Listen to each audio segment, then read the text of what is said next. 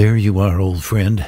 I have another story I was hoping to share with you. Why can't I just eat my waffle? Well, don't worry. It's not a foreign policy question. It's about government programs. Government programs?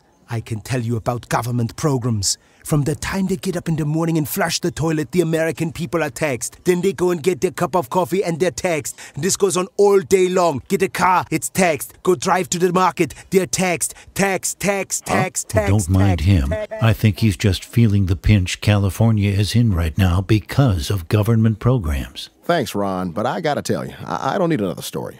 Okay, it's not really all that hard. If you're walking down the right path and you're willing to keep walking, eventually you'll make progress.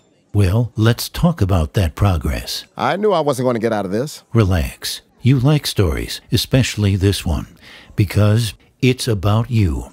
I call it The Forgotten Man.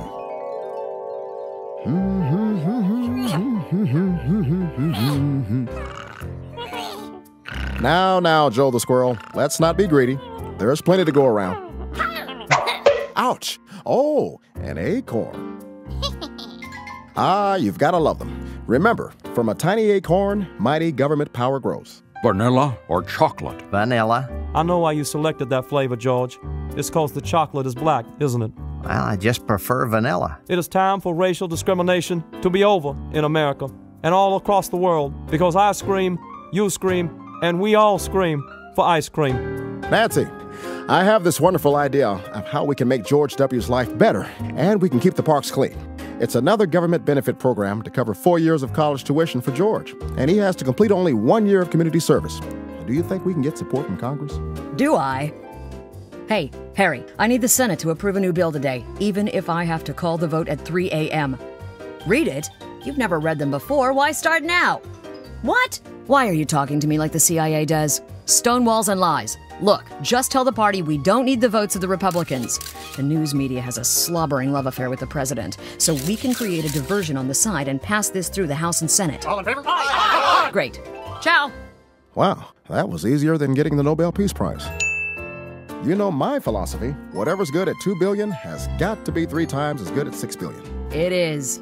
More money for George to go to college, and the park stays clean. But in all of this, there's one person who's not consulted.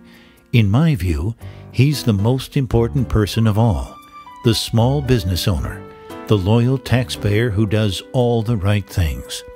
We'll call him Richard. Oh, geez, I'm trying to get some sympathy for the hardworking taxpayer, and the best we've got is Nixon. Heck, could you at least shave? Get off my case, bonzo. You think I like it? Historians say I would have beat Kennedy and been president in 1960 if it weren't for this damn 5 o'clock shadow. Richard has always done the right thing.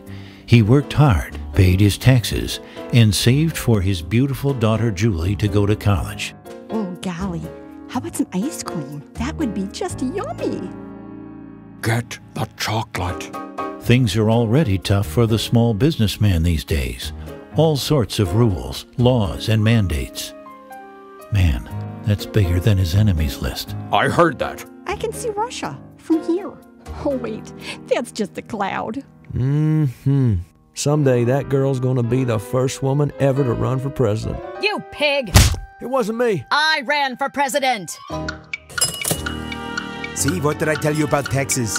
Tax and tax and tax and tax. This goes on all day long. Tax and tax and tax and tax. We will have to make a song.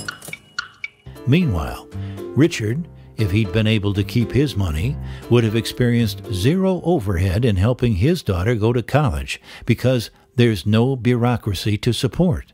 But, sadly... Hey, Tricky Dick, needing to get a paycheck. Maybe I can get an advance on my hour for next week? Sorry, kid. I'm going to have to let you go. I can't afford to keep you on board. It will take Richard's federal taxes and likely several others to pay each of those kids to go to college, even though Richard is already sending one, his, to school. And rarely is the question asked, is our children learning? Yeah, all these kids get lots of free money for what amounts to a day in the park. But what about Richard? He's been forgotten. There are millions of forgotten men and women. Men and women who do the right things, work hard, save and scrimp to make the world a better place. But sometimes it's just not enough with big government programs. Sorry, but just think of the good you've done helping out George. I'm sorry, Dick, but there's an old saying in Tennessee. I know it's in Texas, probably in Tennessee too, that says, fool me once, shame on you, fool me, you can't get fooled again. See you later, my amigo. A wise president once said, "I pledge to you a government that will not only work well, but wisely, its ability to act tempered by prudence, and its willingness to do good balanced by the knowledge that government is never more dangerous than when our desire to have it help us blinds us to its great power to harm us." You said that. That's right. Wow, man. You must have gone to Harvard. Me? No, I couldn't afford it. I went to Eureka College.